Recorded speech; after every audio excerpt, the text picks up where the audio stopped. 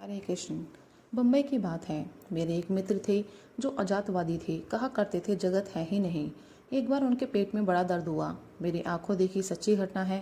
बहुत बड़े आदमी थे, बड़े बड़े डॉक्टर आए हुए बैठे थे। पेट में भयंकर दर्द, वेदना के कारण छटपटा रहे थे। मैं भी वहां पहुंच गया। मुझे बातों ही बातों में याद आ गया। मैंने कहा, भाई तुम तो कहा करते थे जगत है ही नहीं। उस आराम के समय जगत नहीं था तो क्या इस दर्द के समय जगत है? सुनकर गंभीर हो गए। बोले, फिर कहो। मैंने जरा गंभीरता से कहा कि जगत है क्या? यदि जगत नहीं है तो बताओ दर्द कहाँ है? वे बोले, ठीक कहते थे जगत नहीं है। अब जगत नहीं तो पीड़ा मुझे नहीं है। मैंने आश्चर्य से देखा। वे सब डॉक्टरों के सामने बोले, मुझे पीड़ा नहीं है। डॉक्टर सब बैठे ही थे। उन्होंने देखा कुछ बदला नहीं था, पीड़ा ज्यों की त्यों, पर बोले, मुझे पीड़ा नहीं है, आपको जचे सो करो।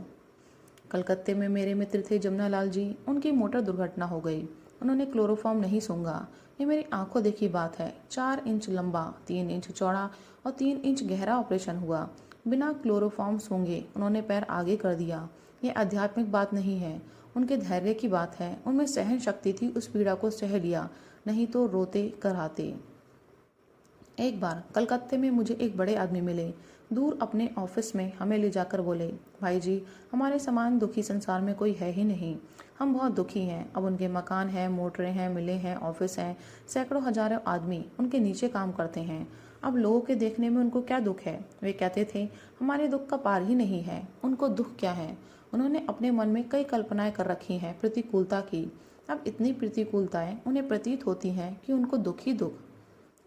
एक बार की बात है, मैं मालवीय जी से मिलने काशी में हिंदू विश्वविद्यालय गया। एक सज्जन उनके पास बैठे थे जो उस समय बहुत विख्यात थे। मेरे पुराने मिलने वाले मित्र थे।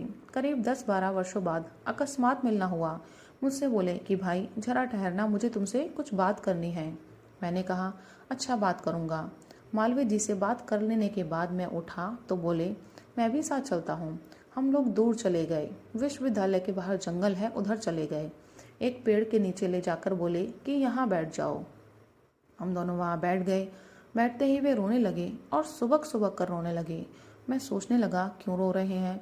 मेरी दृष्टि में तो वे बड़े सुखी संपन्न थे। मैं बीच बीच में कहने लगा, भाई बताओ क्यों रो रहे हो?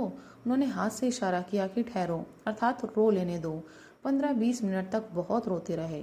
रोने के बाद जब धैर्य आया तब पहली बात बोले, ये आज 15 वर्ष बाद सुख से रोने का मौका मिला। मैं इतना दुखी हूँ और इतना मैं फंसा हुआ हूँ कि अपना दुख किसके सामने रोऊं?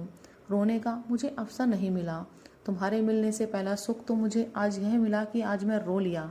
फिर मैंने कहा कि बताओ क्या बात है? उन्होंने कहा, भाई देखो, मेरे समान दुखी जगत में कोई है नहीं।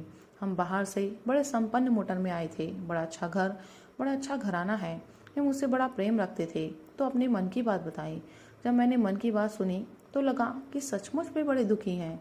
उनका दुख ऐसा था कि उस दुख की कल्पना दूसरा कोई कर ही नहीं सकता जब तक वे खुद ना बता दें।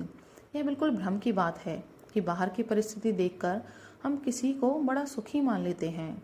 मानसिक स्थिति पता लगने पर ही यथार्थ की जानकारी हो सकती है। फिर उनको लेकर मैं मालवीय जी के पास आया। जो कुछ हो सका उनके दुख मिटाने के लिए किया गया। मालवीय जी ने भी 2-3 घंटे समय दिया। उनकी सारी बातें सुनी। हम लोगों की चेष्टा से उनका दुख किसी अंश में मिटा। पूरा उपाय तो नहीं हो सका। उन्हें सांत्वना मिल गई कि मेरा दुख भी कोई सुनने वाला है तो सही।